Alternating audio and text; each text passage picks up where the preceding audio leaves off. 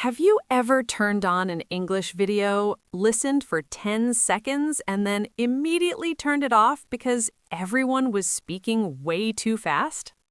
Oh, absolutely. It feels like they're speaking a completely different language sometimes. Well, not today. Today, we are slowing everything down just for you. So sit back, relax, and let's have a real English conversation together. Hello, everyone, and welcome. I'm Olivia. And I'm David, and you are listening to Fluent Thrive, where real conversations help your English grow. Today's video is very special. We are speaking slowly and clearly on purpose because we know that one of the biggest problems for English learners is speed. Native speakers talk fast, very fast. And when you are a beginner, it can feel like the words are all joined together into one long, confusing sound. So today, no rushing, no complicated words, just two friends having a real, natural conversation in simple English. And while you listen, your English is growing without you even realizing it. So whether you're on your commute, relaxing at home, or taking a break at work, this conversation is for you. Let's get started. So, David, let's just have a normal conversation today. Nothing fancy. Let's talk about everyday life. Can you tell me, what does your morning look like? My morning. Okay, so I usually wake up around 7 o'clock, and the first thing I do before anything else is make coffee. Of course. Coffee first. Always. Always. I cannot function without it. I make my coffee, I sit by the window, and I just look outside for a few minutes, quietly. Oh, I love that. That sounds really peaceful. It is. It's my favorite part of the day, actually, before everything gets busy, before emails and calls and all of that. Just me and my coffee and the window. That's beautiful. I think everyone needs a quiet moment in the morning. What about you, Olivia? What does your morning look like? My morning is a little more chaotic. I wake up and immediately I check my phone, which I know is a bad habit. You are not alone in that habit, believe me. Right? And then I try to do a little exercise, just 10 or 15 minutes, nothing serious. Some stretching, maybe a short walk outside if the weather is nice. That's really good. Exercise in the morning sets the right tone for the whole day, I think. It really does. And then I have breakfast, usually something simple, toast or fruit or yogurt. I am not a big breakfast person, to be honest. Really? I love breakfast. I usually have eggs and toast, maybe some fruit. See, we are very different in the morning. You are calm and peaceful. I am rushing around eating fruit and checking my phone. Right? And you still get things done. That's what matters. By the way, if you are enjoying this slow English conversation so far, please give us a like. It really helps other learners find this video. Thank you so much. Olivia, can I ask you something? Of course. What is your favorite season? Like spring, summer, autumn, winter? Which one do you love the most? That is a good question. I think my favorite season is autumn. I love when the leaves change color, all those beautiful reds and oranges and yellows, and the air feels crisp and fresh. Oh, I love that. That sounds really peaceful. It is. It's my favorite part of the day, actually, before everything gets busy, before emails and calls and all of that. Just me and my coffee and the window. That's beautiful. I think everyone needs a quiet moment in the morning. What about you, Olivia? What does your favorite season look like? For me, I think I love spring the most because after winter, which can feel very long and gray, spring just arrives and everything comes back to life. Oh, that's such a nice way to describe it. Everything comes back to life. You see flowers coming up, and the trees get their leaves back, and the days get longer. It just feels like a fresh start, a new beginning. I love that feeling too. Spring feels hopeful, doesn't it? Exactly. Hopeful. That is the perfect word. Did you notice we used some nice vocabulary just now? Words like crisp, cozy, hopeful. These are great words to describe seasons. Try to remember them. And here's a little question for you. What season is it where you are right now? Think about it in English. Is it warm? Is it cold? Is it raining? Just take a moment and describe the weather outside your window in English, in your head. That is thinking in English, and it is great practice. Let's practice 2 simple sentences about weather. Repeat after me. It is a beautiful day today. The weather is cold and cloudy. Simple sentences like these, they are perfect for everyday English conversation. Olivia, I want to share a little story. Is that okay? Yes, I love your stories. Okay, so imagine a man named James. He is learning English. He moved to a new city 6 months ago, and his English is at a beginner level. He understands some things, but speaking is still difficult for him. A very common situation. So one morning, James is outside his apartment building. He's checking his post, his letters and packages. And his neighbor comes out, an older lady named Margaret. Oh, I feel like I know Margaret already.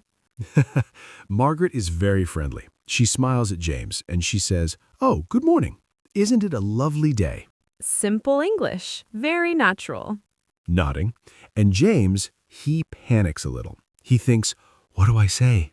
How do I answer? Is my English good enough? And for a moment, he just stands there. That frozen moment, we have all been there. But then James remembers something. He doesn't need a perfect answer. He just needs an answer, something simple and friendly. So he smiles and he says, "Yes, it is. Good morning." And that's it. That's all he needed to say. Nodding, that's all. And Margaret smiles back and they go on with their day. And James feels wonderful because he did it. He had a real English conversation with a real person. And it was only 4 words. Yes, it is. Good morning. 4 words. But it was a real connection. Thoughtfully, and after that day, James started saying good morning to Margaret every day. And every day, the conversations got a tiny bit longer, a tiny bit easier. Small conversations, they are the building blocks of fluency, one brick at a time. Nodding, and Margaret, I imagine she had no idea she was helping James with his English. She was just being friendly. But those small moments matter so much. David, let's talk about some mistakes that beginners often make in English conversation, because I think a lot of learners hold themselves back because of these mistakes. Nodding, and I want to say, don't worry if you have made these mistakes. Everyone does. These are just things to be aware of so you can grow past them. Absolutely. So what is the first mistake you see? Thinking. The first one is waiting for the perfect sentence before speaking. A learner has something to say, but they wait and wait until they're sure every word is correct, and by the time they're ready to speak, the moment has passed. And often nobody was even judging them in the first place. Exactly. People just want to understand you. They're not checking your grammar. So speak first, perfect later. That is the mindset. The second mistake I see a lot is apologizing too much. Like, sorry, my English is bad. Sorry, I don't speak well. Sorry, sorry, sorry. Oh yes, the constant apology. And I understand why learners do it. They're nervous, they feel embarrassed, but actually, too many apologies make the conversation feel uncomfortable for the other person too. Nodding. Instead, just speak. If someone doesn't understand, they will ask you to repeat, and that is totally fine. That happens even between native speakers. All the time. I say, sorry, what? At least 10 times a day. Same. So don't apologize for your English. Just use it. Warmly, the third mistake, and this is a big one, is only studying English but never using it. Reading grammar books, watching videos, those are great, but at some point you have to open your mouth and speak. Thoughtfully, or at least practice in your head. Talk to yourself, narrate your day, describe things around you. Use the language, don't just study it. Nodding, because the brain learns language by doing, not just by watching. Like learning to swim. You can read about swimming forever, but at some point you have to get in the water. Smiling, and the water is actually quite nice once you're in it. The water is actually quite nice once you're in it. And if you want to keep practicing your English with us every week, make sure you subscribe to Fluent Thrive. We have new conversations every week to help you grow naturally and confidently. Just click subscribe. We would love to have you in our community. Okay, David, let's keep the conversation going. Let's talk about something fun. What do you like to do in your free time? In my free time, I really enjoy reading. I know that sounds a little boring, maybe. It doesn't sound boring at all. Well, I love it. I especially love reading about history. Old stories about different countries, different times, different people. I find it fascinating. That is so interesting. What is the last book you read? The last book I read was about ancient Rome, about how the city grew from a small village into one of the most powerful empires in the world. Wow, that sounds incredible, actually. It really was. And what I love about history is it makes you realize that people in the past had the same feelings as us, the same worries, the same hopes, the same small problems of everyday life. That is a beautiful thought. We are not so different from people who lived thousands of years ago. Exactly. We just have better coffee now. Much better coffee. Okay, what about outside of reading? Do you do anything active? I like walking. Long, slow walks, especially on weekends. I don't listen to music or podcasts. I just walk and think. Really? No music? Just silence? I know, people find that strange, but I find it very calming. My brain needs that quiet time. No, I actually think that's lovely. Most of us fill every quiet moment with noise. There is something special about just being still. Mm-hmm. What about you, Olivia? What do you enjoy doing?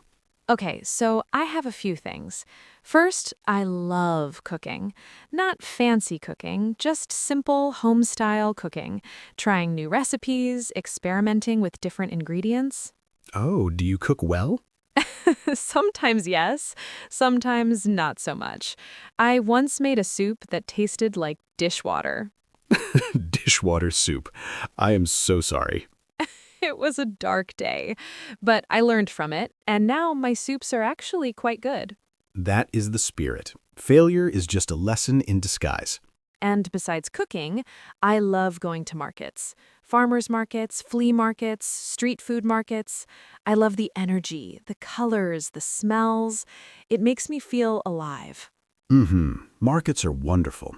Every market tells you something about the local culture. Completely. You learn so much about a place just by walking through its market. What people eat, what they make, what they value.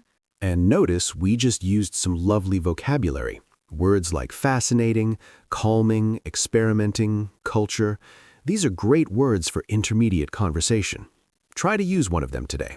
Olivia, if you could travel anywhere in the world right now, where would you go? Anywhere in the world. Okay. I think I would go to Japan. Oh, Japan. Tell me why. I have always been fascinated by Japan. The culture, the food, the way everything is so organized and clean and beautiful. And I love the contrast, ancient temples right next to modern skyscrapers. That contrast is incredible. Old and new, living side by side. Mm-hmm. And the food, Japanese food is just extraordinary. Sushi, ramen, tempura. I could eat Japanese food every single day. I think a lot of people agree with you on that. What about you? Where would you go? I think I would go to Portugal, specifically Lisbon. Oh, Lisbon is supposed to be beautiful. I have heard the most wonderful things about it. The colorful tiles on the buildings, the old trams going up and down the hills, the fresh seafood, the warm weather. It sounds like a painting. Exactly like a painting. And I love that Lisbon is not too big, not too small. It feels like a city with a soul, you know? A city with a soul. Some cities have that quality. You can feel the history in the streets. You feel like the buildings have stories to tell. And the people, I've heard Portuguese people are incredibly warm and welcoming, which, as a traveler, makes such a big difference. And if you're ever nervous about traveling to an English-speaking country, remember this. Most people in the world appreciate when you try to speak their language, even imperfectly. A smile and a few words go a very long way. Always. Kindness is the universal language. We want to hear from you now. Here is our question for today. If you could travel anywhere in the world, where would you go? And why? Smiling.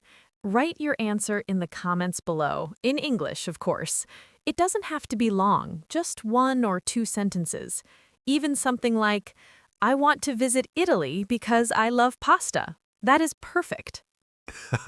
That is a completely valid reason to visit a country, by the way. 100% valid. Okay, let's take a moment and look back at today's conversation. We talked about a lot of things. We did. Let's go through some of the most useful words and phrases from today, slowly and clearly. First, describing your morning routine. You can say things like, I usually wake up at 7 o'clock. The first thing I do is make coffee. I like to sit quietly before the day gets busy. Nodding. Simple, natural sentences that anyone can use. Next, talking about seasons and weather. You can say, My favorite season is autumn because the leaves are beautiful.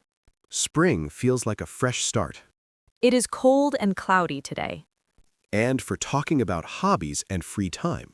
In my free time, I enjoy cooking and going to markets. I like long walks. They help me feel calm. Smiling. And for talking about travel.